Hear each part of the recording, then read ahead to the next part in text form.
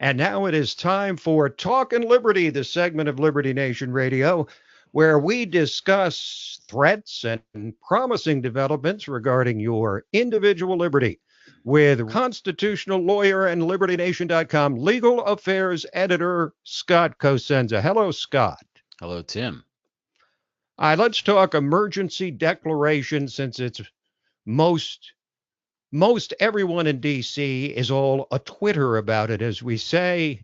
President Trump declaring an emergency on the southern border, already being sued by everyone and their mother. Weigh in, if you would, on whether you think the ultimate arbiter on this, the Supreme Court, might ultimately grant Trump's wishes or not. I haven't read all of these complaints, Tim, but they all seem to run sort of in a pack together, none of which seems to have a great deal of legal bearing. The Congress supplied conditions under which spending can be diverted. Those conditions are that the president says the words, "This is an emergency," writes it down on a piece of paper. He did so. It seems like it's a full stop there. His offhand comments in the Rose Garden about whether he was required to do it or not seemed like pretty thin gruel. And in fact, I thought that President Trump's analysis of the procession of this case through the courts was on point, and It really I was. expect it to go just that way, Tim. Yeah, that was remarkable. He did it in that sing song. He said, "I'm going to file this, and then it's going to be, well, I'll be sued, and then it will go to a district court, and they'll deliver the wrong decision, and then it'll go to the Ninth Circuit where it shouldn't go anyway, and they'll say the same thing, and then it'll go to the Supreme Court, and they'll rule the right way, essentially." So what you're saying is that you think the challenges to this are strictly in the political rather than the legal realm. That seems to be the case. I see a lot of stories around about Pelosi and other Democrats talking about how if they get the executive, that is a future Democrat president, may act unilaterally under some grant of emergency or finding of emergency with respect to perhaps climate change or guns or something like that. And I think it's important that we all keep in mind when Congress passed these laws, they included exceptions that allow the president under this grant. This is not some thing that Donald Trump has invented for himself, the ability to change the law because of an emergency. That would be, Tim, Right. run amok kind of totalitarianism. That's not what's happened here. And there are no gun laws that I know of, Tim, that say that the president can suspend these laws in the event of some emergency. That's about a spending provision, not about our criminal laws. Well, a couple of facts that are relevant here. This whole declaration is based on a congressional action of 43 years ago in 1976 that established what a national emergency is and what you've been referring to. And I don't think most Americans also realize that we're already under 30 separate states of emergency that are still in force right now. So this is hardly the first time such a declaration has ever been used by a president. Yeah. Okay, let's move on to the Supreme Court, Scott, which has made something that will come to be known likely as a landmark ruling on an amendment that Americans are not very familiar with, the Eighth Amendment. They're about to become much more familiar with it, Tim, because the Supreme Court this week incorporated the Eighth Amendment excessive fine provision against the states. So let's unpack that for a second. The Bill of Rights, all the amendments that incorporate the Bill of Rights were written as protections for the people or the states against the federal government. Since the Reconstruction Amendment, since the 14th Amendment, the Supreme Court has ruled that a number of those amendments can be incorporated against the states, which is to say that those protections that we have against government conduct infringing on our rights can be held against the state governments as well as the federal government. It's the reason why, for instance, state governments can't force us or restrict our free speech, just like federal governments can. And the most recent case, Tim, that included a new incorporation was the famous Heller case, which incorporated in part the Second Amendment, or led to the Second Amendment's incorporation against the states in the McDonald case. So a bit of history. What does the Supreme Court say now? There is the excessive fine provision and protection of the Eighth Amendment is now incorporated against the state. So, for instance, the state wants to seize your car because there's some small quantity of drugs in it. They maybe no longer be able to do so because of this protection. That's where the rubber meets the road, and you'll forgive the pun literally and figuratively in this case. Indeed. So, when is the last time that the court delivered any kind of significant ruling on the excessive fines provision in the Bill of Rights? I well, since they haven't incorporated it, they never have. They've always just declined the opportunity Mhm. to incorporate it. So that's sort of the you have to get the camel's nose under the tent before the rest of it'll come. And this is now the camel's nose. I don't mean that in a negative way. I think it's in a positive way. We see so much violence done to the rights of Americans through the state and local government's use of fines to punish people. And it's high time that it stop. And this is one vehicle to make it stop. It's not a panacea, but this will surely result in more litigation than you can count, where people push back against massive and excessive fines that state and local governments issue.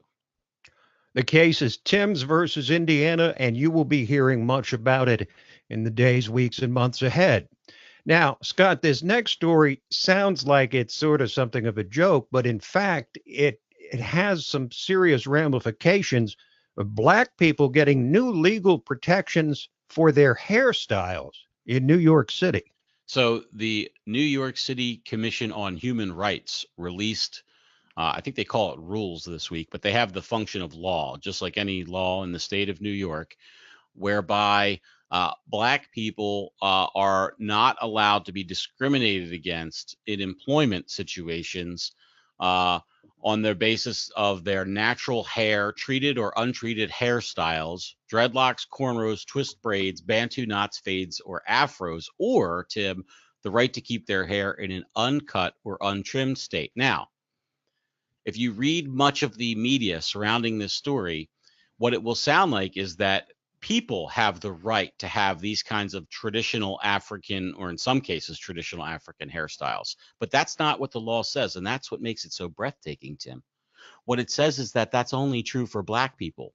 So literally, you could have a black person with dreadlocks or cornrows standing next to a white person with cornlocks or dreadrows, corn rows or Mhm, dreadlocks, mhm, and mhm. the black person gets to keep their hair however they want, because according to the New York City Commission on Human Rights, that's somehow they're somehow entitled to some sort of racial inheritance of a hairstyle, but the white person is not necessarily allowed to keep their hairstyle. So it's a stunning uh, bit of rulemaking, I think, Tim. How can a law be passed that applies only to one group of people? This is the first instance I've ever. I mean, so I'm a lawyer. I graduated law school in 1999. I paid attention to laws before that, even, and I have never heard of such a thing. It is shocking. What if you're half black, right? In other words, do you Right. still get to have the legal right? Because make no mistake about it, we're not just talking about something that's going to be passed over. Like, this will be in court. Like, there will be people suing tomorrow about the fact that they got dismissed because of their hairstyle or refusal to cut their hair to fit under a uniform hat or something like that. And employers are going to lose, you know, money, and that's why things cost so much more. It's a whole sort of cascading thing. But what constitutes a black person? And here's the funny thing: you know what the Commission on Human Rights says? If you identify as black, Tim, then you get to have I your hair see. however you want. So I suspect on the next census, to the extent that it's asked, we'll see a lot of more identification for black for people who have Well, DNA other hair. tests, DNA tests for heritage are in right now. I mean, ask Elizabeth Warren with her point oh oh what was it 0.00014% Indian to prove that she does in fact have Native American heritage. And of course, traditionally, the thing is that those kind of tests were used to discriminate against black people because if you had 1 ounce of black blood, you were The one considered drop rule. black. Yeah. Right, the one drop rule, and now it could be used to people's advantage, couldn't it? Yeah, I don't think even Hitler went to that extreme, Tim. So there you go. All right, a court has ruled against the New York Police Department union. This is a victory for liberty, saying body cam footage shot by police can be made public. The Policemen's Benevolent Association, which I think is the largest union in the NYPD, sued the mayor and the police department to block the release of body camera footage. They said it was an exempt under New York State personnel records of police officers, if you can imagine that. Wow. Wow. There's nothing that's been done in the history of policing, Tim, to make the public have more confidence in police or less confidence where there's bad police. But the fact that we all can rest and know that there's going to be some sort of objective recorder of events that take place when deadly force is involved and the use of force is involved, I think is a huge boon to liberty. And the idea that the PBA would have us, have that footage cloaked in darkness doesn't bode well for their sort of thoughts on who's more likely to exhibit bad behavior, the police or those they encounter in a day's work. Well, in an environment where police are openly being questioned about their tactics and whether they're racist and so forth, this is hardly a good public relations move to try and hide body cam footage that, by all rights is paid for and should be the property ultimately of the taxpayers. That's Correct? right. Yes, sir. Thank you, Scott. Thank you, Tim. This program, Liberty Nation Radio Plus, LibertyNation.com's own podcast, The Uprising, are available to you on demand at LibertyNation.com and from fine podcast providers everywhere. That is it for this week, but we'll be back at you next week. Same time, same station. Till then, this is Tim Donner saying, stand up for liberty. And we'll see you next time on Liberty Nation Radio.